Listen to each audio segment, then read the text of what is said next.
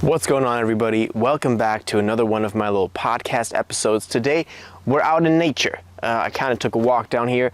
I'm hoping the sound is okay. I'm gonna see afterwards.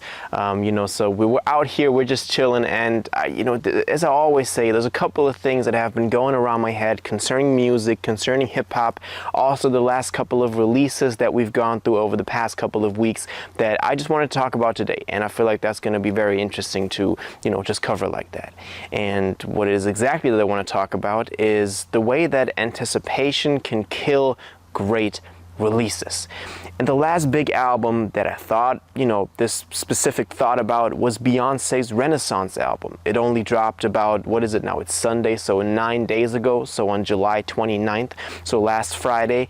And I listened to it the day after because I was busy that day, but I listened to it the day after. I was really excited. I jumped into the record. I was like, okay, we've been waiting for 6 years.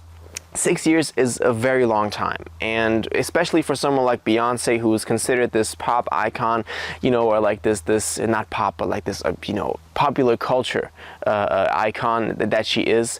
6 years is quite some time that people can, in between, make up assumptions, make up theories, make up certain things that they expect from this new album to come.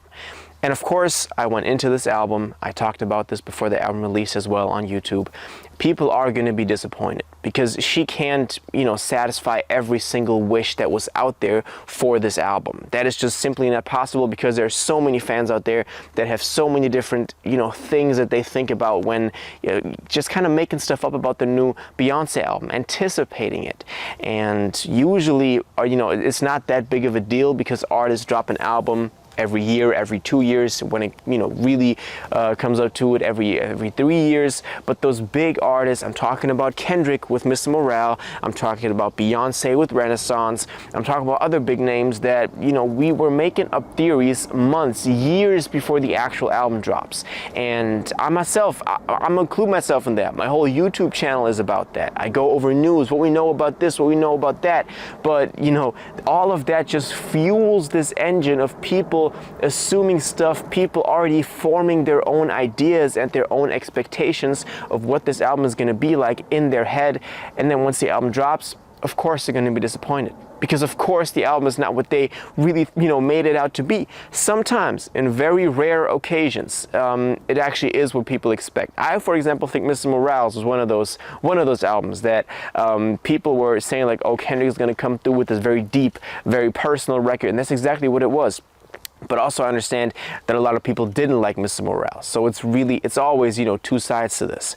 But I think that, and this is a very interesting thing to talk about because I myself am included in this group of people that talks about albums and fuels a certain, as I said, a certain anticipation for them and supports certain theories because I just like to do that. I think it's amazing for fans to hype albums up together because that's what brings the community together. We can all be like, I'm looking forward to this new Travis Scott Utopia record, and that that really forms a community and really forms people to come together and celebrate this artist and celebrate the music together and hype towards the release. We're talking about like, 5 more days, and once it drops, all the fans are online immediately, like we're listening to the album, giving out their thoughts.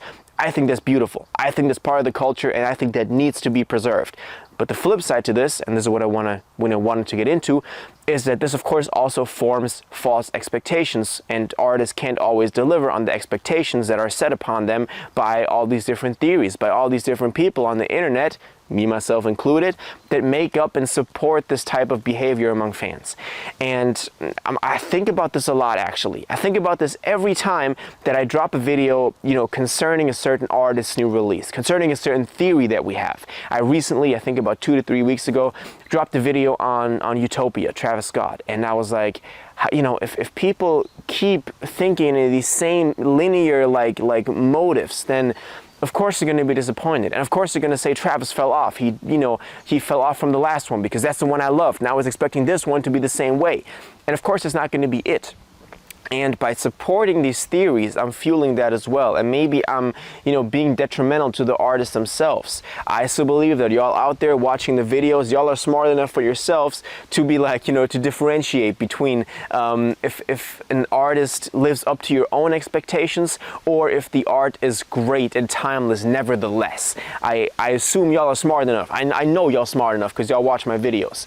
So, but I'm just thinking about this all the time. Maybe, certain people that don't concern themselves with music or with hip-hop or the culture that much, maybe they form these certain thought patterns that then lead to them not liking the album, and maybe then also starting a chain reaction of people saying like, oh, this is bad. This is the same way that it was with Mr. Morales. When you went on Twitter the day after, the hashtags for Mr. Morale that were trending, it was some positive, but it was also some negative. I saw tweets like, yo, we waited 5 years for this.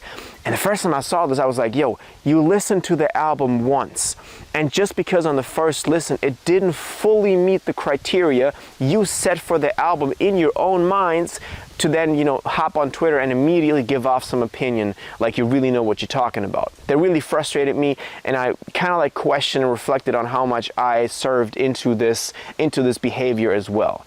Usually when an album drops, and this is the same way that it is with the Beyonce album now, and that is why I think about that quite a lot now also after that release, and I talked about this with y'all guys in the Discord as well, is I listen to the album and I'm like, okay, this is it. I'm not concerned with what I thought about it before. I try to view it as objectively, as possible, and then go back to it a couple of more times afterwards. I don't want to review this Beyonce album because I haven't listened to it enough yet.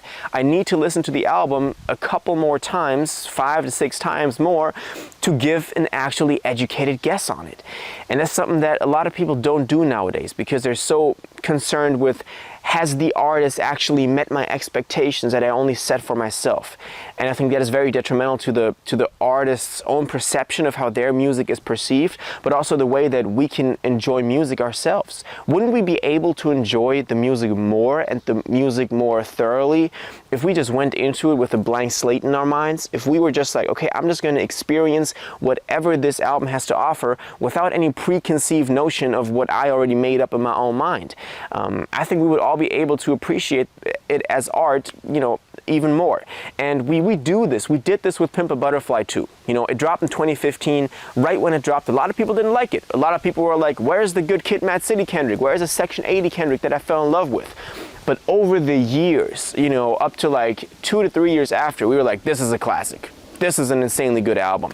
And I hope the same will happen with Mr. Morale. That's what people are already saying. It's going to follow the same path as To Pimp a Butterfly did. That is going to be, when it first drops, people are going to be like, I don't like this because it doesn't live up to my expectations. But over time, it grows into this timeless masterpiece that people can appreciate it for what it is. And I hope that this happens to the Beyonce album as well, because I already saw some bad comments on that, as well. And I think that's going to happen when, who's dropping next? We got another Drake album coming up, The Scary Hours 3, that's going to happen with that one. We got a Lil Baby album coming up this month, that's going to happen with that one. Any big artist right now that is popping, that people already made up their minds as to what they're going to offer. Especially if it's like big artists, like, maybe that example of Lil Baby wasn't that good because we kind of know what to expect with Baby. We know his style, we know the flows he's going to go to, we know the instrumental he's going to go to, so maybe that isn't that great of an example. But Beyonce, we really had no idea what this was going to be like. Lemonade was different, this album is different. We have 2 other albums still coming out, the trilogy, the Act 2 and Act 3. We did know this was going to be, house, dance hall type of music. So all of this really was new, but as I said, I want to listen to a couple more times before I can give an educated guess on this, and I hope y'all do too. I hope that, just maybe this gives you some time to reflect on how you go into albums and how you then form your opinions on if they were actually great, if they lived up to your own expectations, and how much that really matters, the album living up to your expectations. As I said, I encourage that behavior as well, but I try to do it in a healthy way. I try to bring people together together using music, because I believe that that's a very powerful tool, and it can help people form a strong sense of community. It can, get the fans and all the people surrounding it together. It can introduce new fans by making up stuff about the new album, giving our expectations on certain things, kind of judging from a couple of singles that we already got, stuff like that. That's really fun that I do on the channel, and I know y'all enjoy too. But there's a healthy line that needs to be drawn as to then going into the album and actually listening to it, and how that is in correlation with our own expectations. So that's stuff I wanted to talk about today. I know a lot of the stuff, the last podcast as well, it was very like critical, like questioning how we listen to music and stuff like that. I promise the next one's going to be more like day-to-day business as usual in hip-hop, talking about something that's been going on. But this is just a couple of thoughts that I had to get off of my head, out of my head. And that's what this podcast is for. If you're watching this on YouTube, I hope you all enjoyed the scenery in the back. I'm just sitting in this little creek. It's really beautiful here.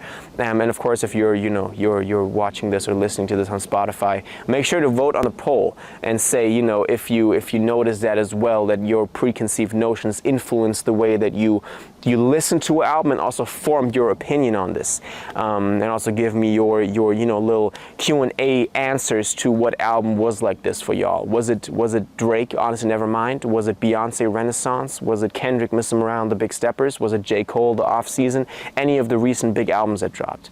So all your thoughts on this, if you're watching this on YouTube, let me know in the comments down below. And if you're listening to this on any podcast streaming service, just send me a DM. Send me a DM on Twitter, on Instagram, on the Discord. Join the Discord, and I hope you all have an incredible day, and I'll catch you next time.